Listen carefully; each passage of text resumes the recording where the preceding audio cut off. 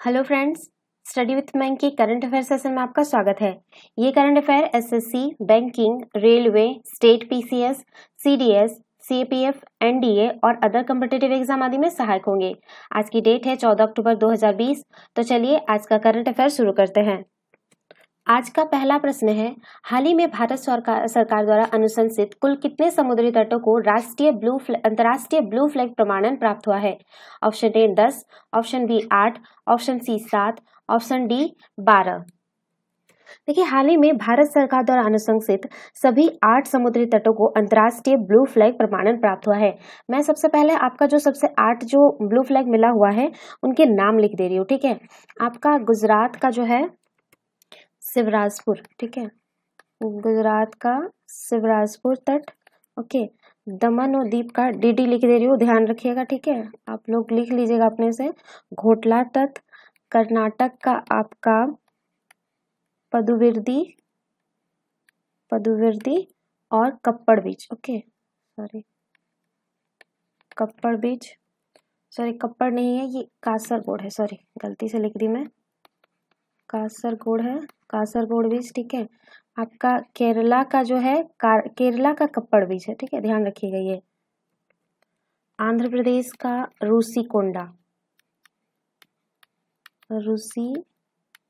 रूसीकोंडा बीच, उड़ीसा का आपका गोल्डन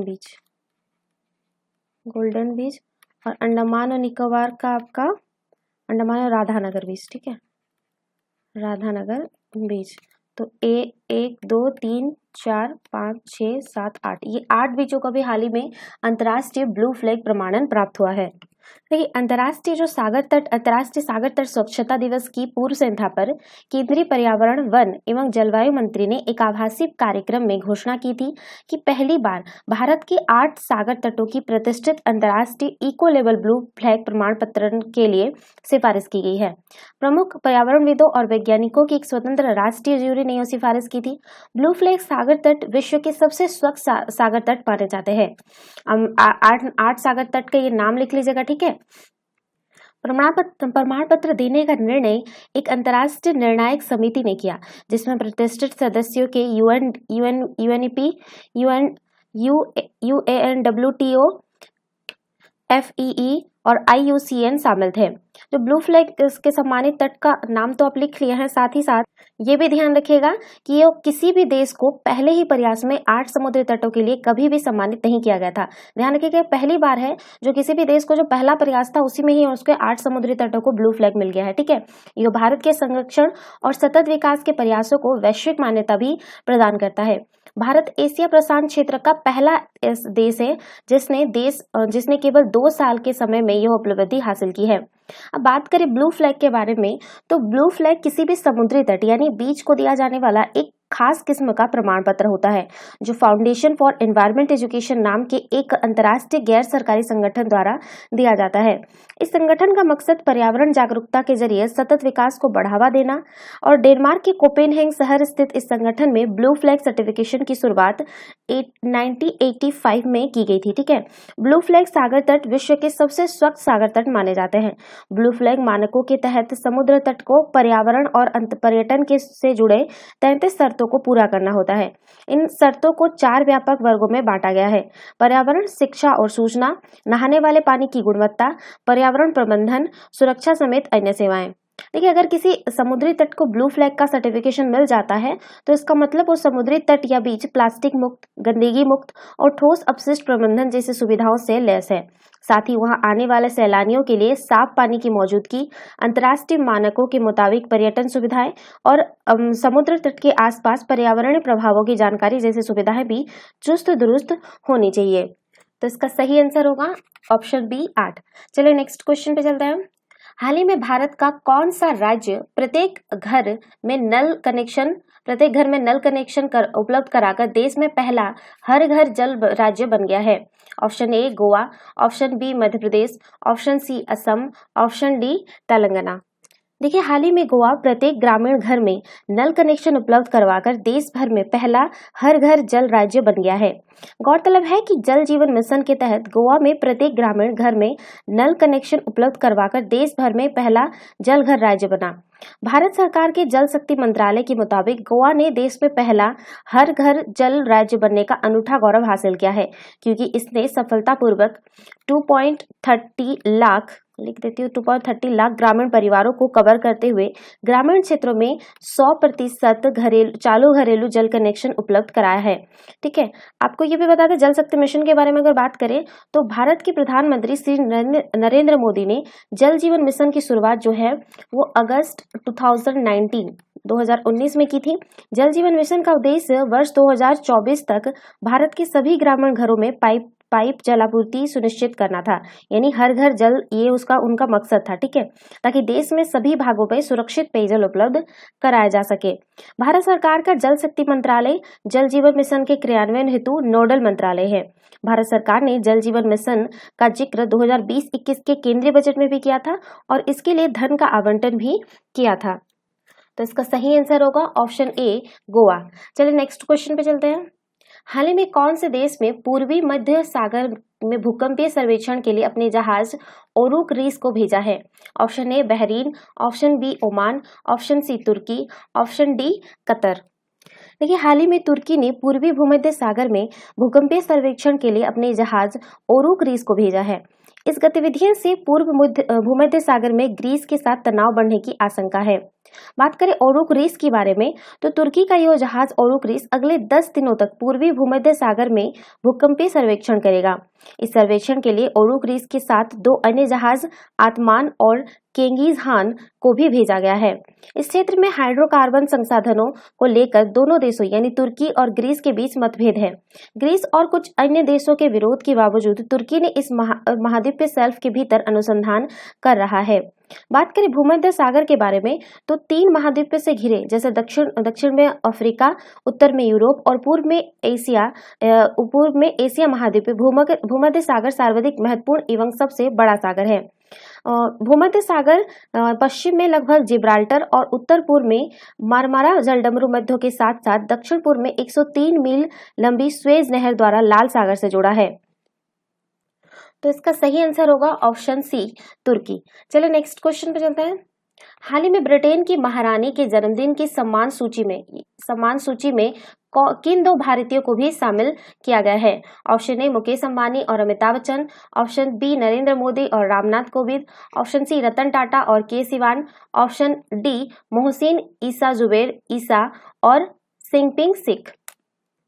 देखिए, भारतीय मूल के अरबपति भाई और ऑक्सफोर्ड विवि के एक शिक्षाविद और सिंगपिंग सिख सहित कई लोगों के नाम ब्रिटिश महारानी एलिजाबेथ द्वितीय के जन्मदिन की सम्मान सूची में शामिल किए गए हैं।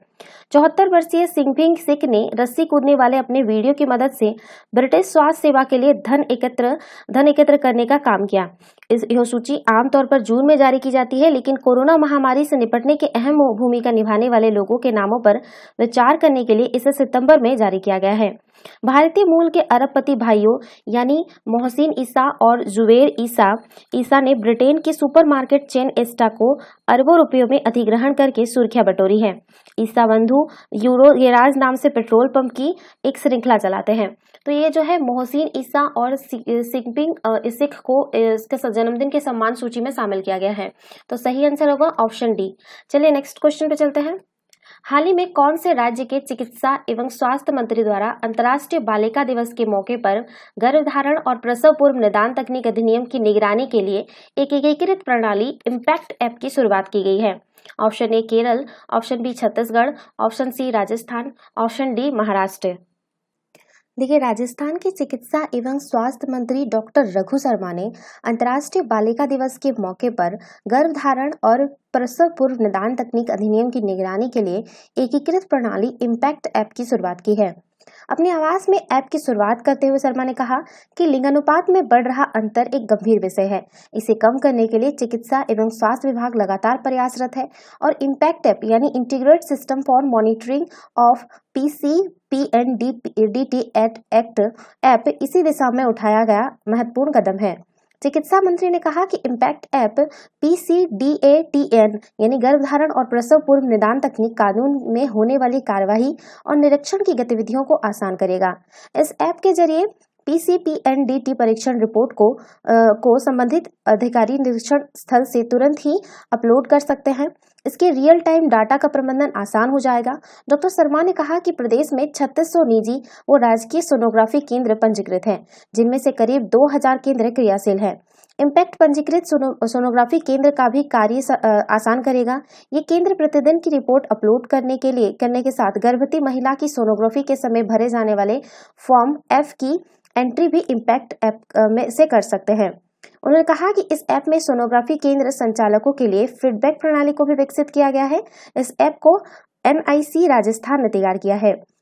राष्ट्रीय स्वास्थ्य मिशन के मिशन निदेशक NK ठकराल ने बताया कि प्रदेश में आमजन को PCPNDT कानून के तहत भ्रूण हत्या को रोकने वो बेटियां अनमोल है का संदेश देने के लिए चिकित्सा संसाधनों व प्रमुख स्थानों पर होर्डिंग व बैनर प्रदर्शित किए जाएंगे। तो ये जो राजस्थान सरकार की तरफ से अभी ये ऐप की शुरुआत की गई है, इसका सही आंसर होगा ऑप्शन सी। चलिए नेक्स्ट क्वेश्चन पे चलते हैं। हाल ही में ग्रामीण के संपत्ति के अधिकार को नई ऊंचाई देने के लिए प्रधानमंत्री नरेंद्र मोदी द्वारा कौन सी योजना की शुरुआत की गई है? ऑप्शन ए स्वामित्व योजना, ऑप्शन बी गृह योजना, ऑप्शन सी धनवंतरी योजना, ऑप्शन डी समीक्षा योजना। देखिए, ग्रामीणों की संपत्ति के अधिकार को नई ऊंचाई देते हुए प्रधानमंत्री नरेंद्र मोदी ने स्वामित्व योजना की शुरुआत की है। इसके तहत 1 लाख परिवारों को संपत्ति कार्ड दिया गया। अगले 3 से 4 वर्षों में हर ग्रामीण परिवार को संपत्ति कार्ड देने का लक्ष्य है। 6 राज्यों में 763 गांवों से हुई इस शुरुआत की ऐतिहासिक बताते हुए प्रधानमंत्री ने इसे आत्मनिर्भर ग्रामीण भारत की दिशा में अहम बताया। देश में संपूर्ण बदलाव की आवाज उठाने वाले जयप्रकाश नारायण और वरिष्ठ संघ विचारक नानाजी देशमुख की जयंती के अवसर पर देश को वर्चुअल प्लेटफॉर्म से संबंधित करते हुए प्रधानमंत्री मोदी ने उत्तर प्रदेश, हरियाणा, उत्तराखंड, महाराष्ट्र, कर्नाटक व मध्य प्रदेश के 1 लाख ग्रामीणों को संपत्ति कार्ड दिया। इन ग्रामीणों ने मोबाइल पर आए SMS के जरिए संपत्ति कार्ड डाउनलोड किया। प्रधानमंत्री ने कहा कि गांव के कितने ही नौजवान हैं जो अपने दम पर कुछ करना चाहते हैं, लेकिन घर होते हुए भी उन्हें बैंक से कर्ज लेने की दिक्कत होती है। स्वामित्व योजना के तहत बना संपत्ति कार्ड इसे आसान बनाएगा। प्रधानमंत्री ने कहा कि देश के विकास में भूमि व घर का स्वामित्व बड़ी भूमिका निभाता है। संपत्ति का रिपोर्ट होने से नागरिकों का आत्मविश्वास बढ़ता है, निवेश के नए रास्ते खुलते हैं। मुश्किल यह है कि दुनिया में केवल 1/3 जनसंख्या के पास कानूनी रूप से संपत्ति का रिकॉर्ड है। तो इसका सही आंसर होगा ऑप्शन ए स्वामित्व योजना। चलिए नेक्स्ट क्वेश्चन पे चलते हैं। भारत और कौन से देश के रक्षा और विदेश मंत्रियों की अगुवाई में आगामी 26 और 27 अक्टूबर को होने वाले 2+2 वार्ता होगी? ऑप्शन ए को ये होने वाले लिख दे रहे हैं, 2+2 वार्ता होगी। Option A America, option B Brazil, option C रूस, ऑप्शन डी जापान। देखिए, भारत और अमेरिका के रक्षा व विदेश मंत्रियों की अगुवाई में आगामी 26 और 27 अक्टूबर को होने वाले 2+2 वार्ता की तैयारी जोरों पर है। अमेरिकी राष्ट्रपति चुनाव के ठीक 1 हफ्ते पहले होने वाले इस वार्ता का दायरा सीमित होगा। जानकारों का माने तो फरवरी 2020 में भारत यात्रा के दौरान डोनाल्ड ट्रंप ने PM मोदी के साथ द्विपक्षीय रिश्तों की धुरी में 5 क्षेत्रों, जिसमें लिख दे रहे हैं कौन कौन से क्षेत्र हैं। पहला है सिक्योरिटी, उसके बाद है डिफेंस, उसके बाद है ऊर्जा, टेक्नोलॉजी और आम जनता। ठीक है, ये 5 जो क्षेत्र हैं, इन्हीं के इर्द गिर्द जो आपका जो 2+2 वार्ता 26 और 27 अक्टूबर को होगा, इसी के आसपास घूमेगा। ठीक है, तो ये डिफेंस और ऊर्जा, टेक्नोलॉजी और आम जनता के बीच संपर्क का चयन किया था। ठीक है, और इस 2+2 वार्ता में केंद्र में भी उपरोक्त 5 सेक्टर होंगे। अगर दोनों देशों के बीच basic exchange of corporation for geo spatial corporation यानी बीका पर हस्ताक्षर करने की सहमति बन जाती है तो इस वार्ता का सबसे बड़ी उपलब्धि होगी। दोनों तरफ से बातचीत के प्रारूप को अगले 2 दिनों के भीतर अंतिम रूप दिए जाने के आसार हैं। देखिए, जो पिछले वर्ष की 2+2 वार्ता में हिंद प्रशांत महासागर क्षेत्र की स्थिति को लेकर काफी साफ टिप्पणी की गई थी। 2+2 वार्ता का फैसला जून 2017 में मोदी और ट्रंप के बीच हुई मुलाकात में किया गया था। अभी तक 2 बार यह बातचीत हुई है। इसके तहत 3 बैठकों का दौर चलता है। पहले दोनों देशों के विदेश व रक्षा मंत्रियों की अलग अलग बैठक होती है। इसके बाद एक संयुक्त बैठक होती है। रक्षा मंत्री राजनाथ सिंह और अमेरिका के रक्षा मंत्री माइक एस्पर के बीच होने वाला द्विपक्षीय मुलाकात में भारत चीन के बीच लद्दाख में चल रहे सैन्य विवाद का मुद्दा भी अहम रहेगा। द्विपक्षीय स्तर पर देखें तो रक्षा उत्पादों के निर्माण के लिए शुरू किए गया डिफेंस टेक्नोलॉजी व ट्रेड इनिशिएटिव के तहत 7 परियोजनाओं की प्रगति की समीक्षा की जाएगी। भारत इन परियोजनाओं पर अब तेजी से कार्यक्रम को आगे बढ़ाना चाहता है। भारत और अमेरिका के बीच सैन्य सहयोग को लेकर 3 अहम समझौते general security for military information agreement, logistic exchange memorandum of agreement और the communications capability and security arrangement हो चुके हैं। इस कड़ी के अंतिम समझौते basic exchange and cooperation for geo spatial corporation यानी बीका की तैयारी है। बीका पर समझौता होने की पूरी संभावना है। तो यह जो अमेरिका के साथ 2+2 वार्ता 26 और 27 अक्टूबर को होगी, तो सही आंसर होगा ऑप्शन ए। चलिए नेक्स्ट क्वेश्चन पे चलते हैं। हाल ही में कौन से भारतीय अमेरिकी प्रोफेसर को हार्वर्ड बिजनेस स्कूल का नया डीन नामित किया गया है? Option A Yashoda Singh, option B Shrikant Datar, option C Rakesh Khurana, option D Aseem फांसे।